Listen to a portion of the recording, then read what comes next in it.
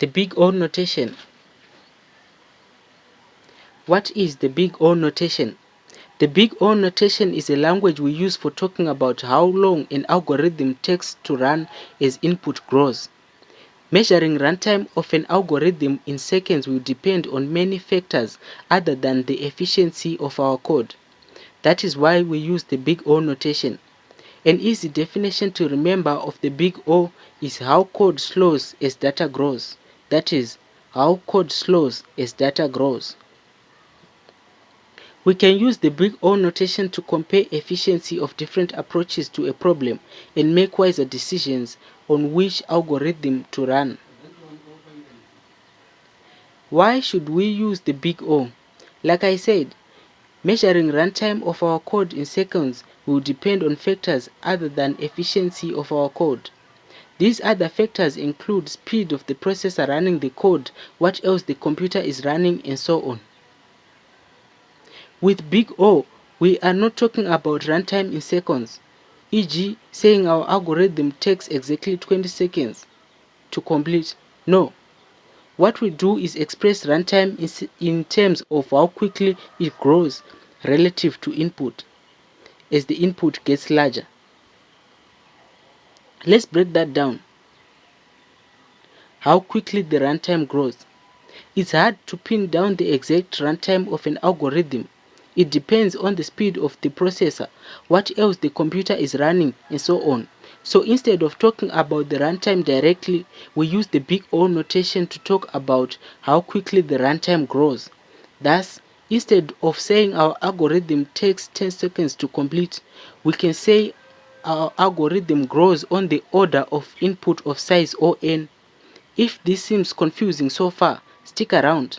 It will be clear by the end of the video. Relative to input. If we were measuring our runtime directly, we could express our speed in seconds.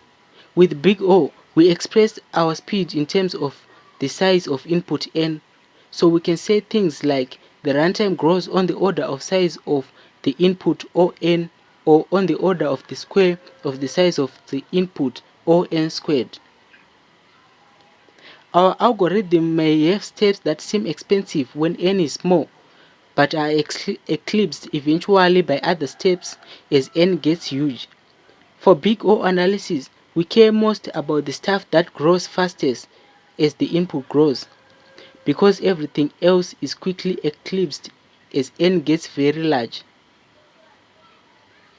If this seems abstract so far, that's because it is. Let us look at some examples to shed more light. Look at the following function. It accepts one argument, items, and prints the first element in that argument. In big O, we say this function runs in O(1) time or constant time relative to its input. The input could be 1 item or 1000 items, but this function would still just require one step to complete.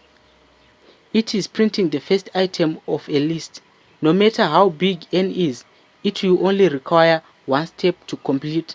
Thus, we say this function runs in O(1) time or constant time. Let us look at another example. Look at the following function. Again, it accepts one argument, items. It prints every element in items. This function runs in O(n) time or linear time, where n is the number of items in the list.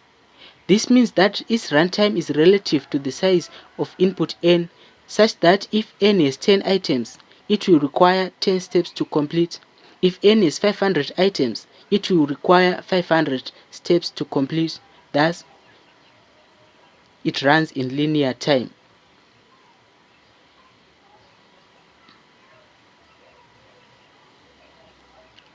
Another one. This one accepts one argument, items, and prints all possible ordered pairs. Here we are nesting two loops. If our list has n items, our outer loop runs n times and our inner loop runs n times for each iteration of the outer loop, giving us n squared total prints. Thus, this function runs in O(n squared) time or quadratic time. If the list has 10 items, we have to print 100 times. If it has 1000 items, we have to print 1,000,000 times. Sometimes n is the actual number that's an input to our function, and other times n is the number of items in an input list, or an input map, or an input object. When working with big O notations, constants do not make a significant change to our runtime, hence drop them. Let us look at an example. Take a look at the following function. It prints all elements in items 2 times. Hence its runtime is O2n, which we just call On. 2 is a constant and we dropped it because we only care about growth rate. Here is another example. This is O1 plus n over 2 plus 100, which we just call On. Why can we get away with this? Remember, for big O notation, we are looking at what happens as n gets arbitrarily large. As n gets really big, adding 100 or dividing by 2 has a decreasingly significant effect. Drop less significant terms. Here, our runtime is On plus n squared, which we just call On squared. Even if it was On squared over 2 plus 100n, it would still be On squared. Similarly, On cubed plus 50n squared plus 100,000 is On cubed. On plus 30 times n times 5 is On squared. Again, we can get away with this because the less significant terms quickly become, well, less significant as n gets big. In most cases, we talk about the worst case. Here we might have 100 items in our haystack, but the first item might be the needle, in which case we would return just one iteration of our loop, which would make the algorithm run in all one time. In general, we will say this is On runtime and the worst case part would be implied. But to be more specific, we could say this is worst case On and the best case O one time.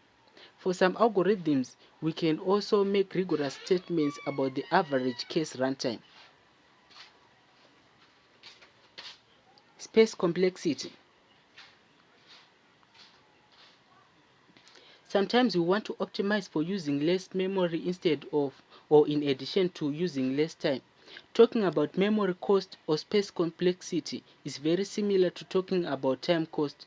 We simply look at the total size relative to the size of the input of any new variables we are allocating. This function takes O1 space. We used a fixed number of variables. This function takes On space because the size of high list scales with the size of the input.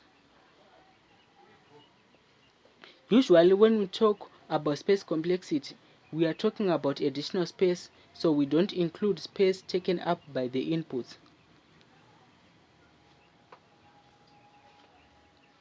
Big O analysis is awesome, except when it's not. You should make a habit of thinking about the time and space complexity of algorithms as you design them. Before long, this will become second nature, allowing you to see optimizations and potential performance issues right away. Asymptotic analysis is a powerful tool, but wield it wisely. Big O ignores constants, but sometimes the constants matter. If we have a script that takes 5 hours to run, an optimization that divides the runtime by 5 might not affect Big O, but still it saves you 4 hours of waiting. Beware of premature optimization. Sometimes optimizing time or space negatively impacts readability of code. For a young startup, it might be more important to write code that's easy to understand later, even if this means it's less time and less space efficient than it could be. But that doesn't mean startups don't care about big O analysis. A great engineer, startup or otherwise, knows how to strike the right balance between runtime, space, implementation time, maintainability, and readability. Spiders.co, that's the name of this channel. Our IG is @_spiders.co_. Please like, subscribe, and do follow us on our Instagram also. Thank you for watching. This has been wonderful.